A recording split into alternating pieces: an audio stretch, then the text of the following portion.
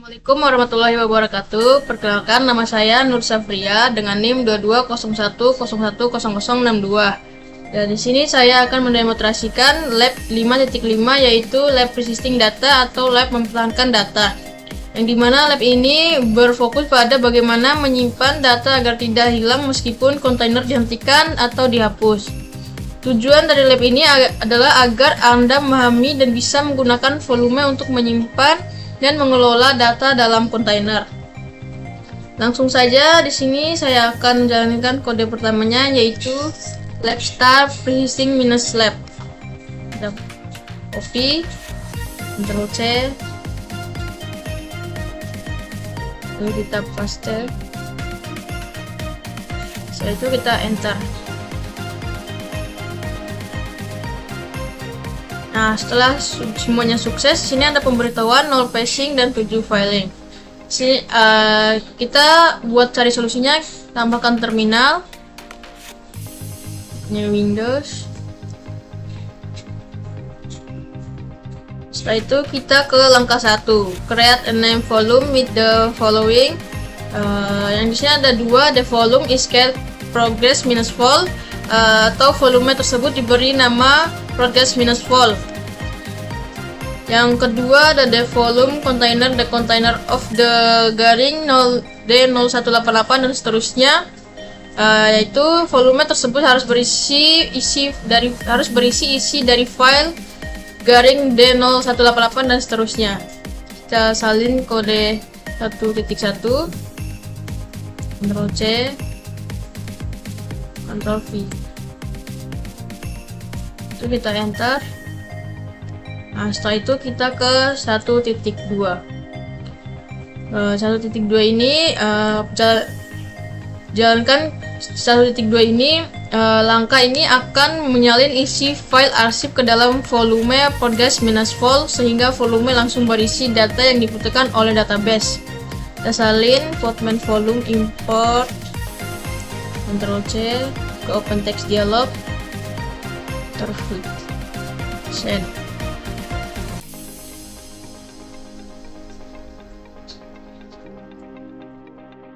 Itu kita enter. Nah, setelah itu kita ke langkah 2. Langkah 2 ini start the application database container with the following. Yang pertama ada call the container persisting minus db atau beri nama kontainer tersebut persisting minus db. Yang kedua start the container in the background, jalankan kontainer di latar belakang. Dan yang ketiga connect the container to the persisting minus net network, hubungkan kontainer ke jaringan bernama persisting minus net. Yang terakhir ini use the following parameter. Terus 2.1 create the persisting minus network. Ya, langkah ini diperlukan agar kontainer database dan kontainer lain bisa saling terhubung. Kita copy, Ctrl C, Ctrl V, enter. Nah, kita ke 2.2. Kita copy kodenya ke open text dialog.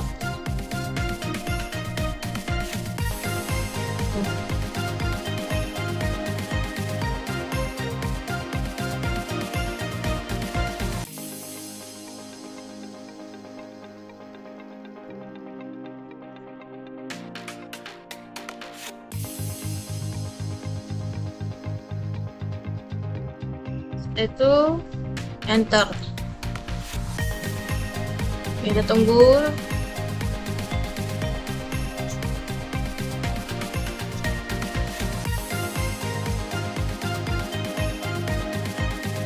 Nah, setelah semuanya selesai, kita lanjut ke langkah 3.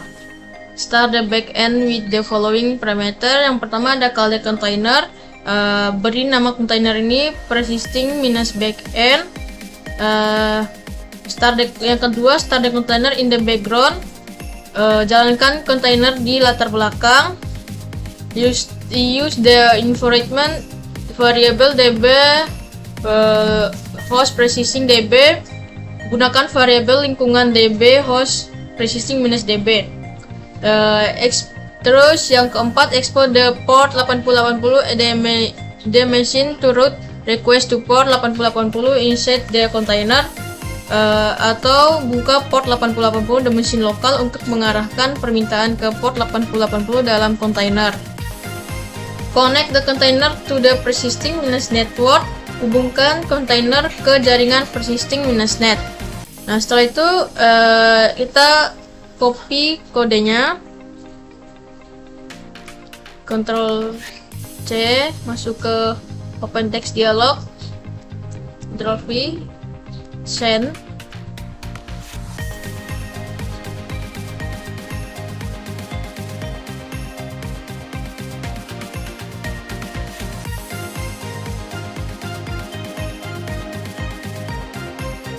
Itu kita enter. Jika berhasil akan muncul ID kontainer port 8080 sekarang aktif dan siap menerima permintaan dari front end. Kita tunggu sebentar.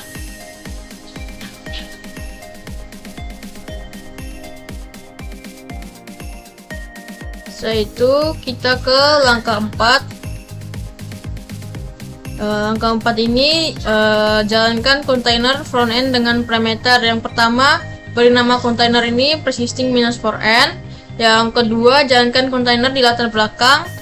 Dan yang ketiga, buka port 3000 di mesin lokal untuk mengarahkan permintaan ke port 8080 di dalam kontainer. Dan kita tampilkan solusinya. Copy kodenya, Ctrl C, masuk ke open text dialog, Ctrl V, send.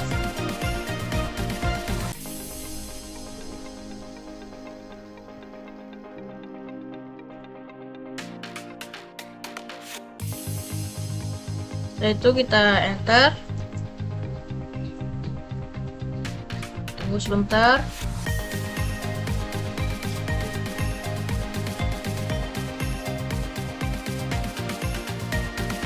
Nah, jika berhasil akan muncul ID kontainer aplikasi yang dapat diakses melalui browser. Setelah itu kita ke langkah 5. Langkah 5 ini uji aplikasi. Langkah ini bertujuan untuk memastikan bahwa semua kontainer, database, backend, forend bekerja dengan benar dan saling terhubung. Nah, ke 5.1, buka browser dan pastikan aplikasi dapat diakses di http://localhost-2 3000. Kita copy terlebih dahulu, Ctrl C ke aktivitas, Firefox,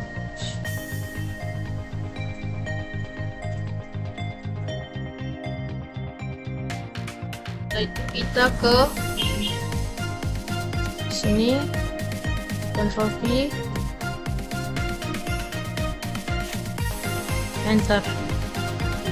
Nah, udah terlihat seperti itu. Dan ke 5.2 masih di browser, uji apakah data dari database berhasil impor dengan membuka link http://localhost dan seterusnya. Kita copy, lalu kita masukkan ke sini, Ctrl V.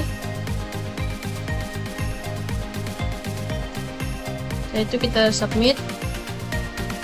Nah, kalau kelihatan seperti ini berarti sudah berhasil, sudah ada linknya. Kita kembali lagi ke terminal. Nah, di sini yang terakhir ada lab finish dan persisting -lab. Kita copy,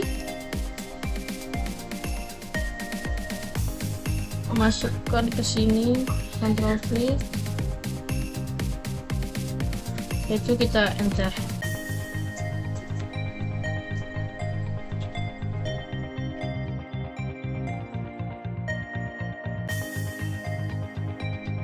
Nah, setelah semuanya sukses, berarti lab ini sudah selesai. Sekian, wassalamualaikum warahmatullahi wabarakatuh.